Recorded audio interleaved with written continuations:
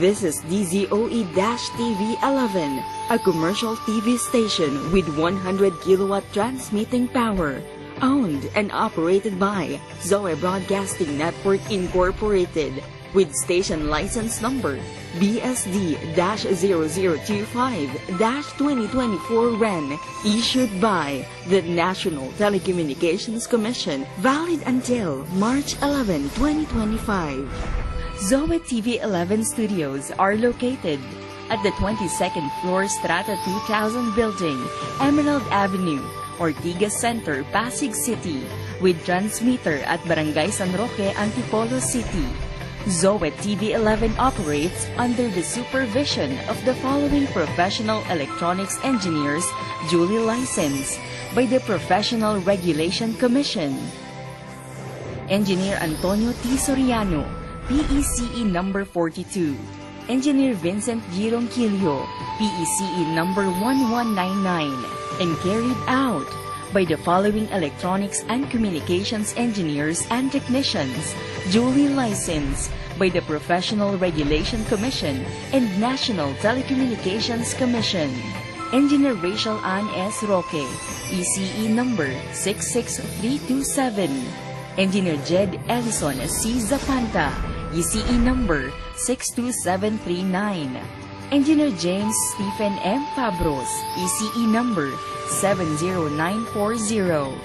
Engineer Abraham G. Aragon, ECE number 63291. Engineer Jimuel M. Caliejo, ECE number 75471. Engineer Jack Michael B. Dalit, ECE number 68369.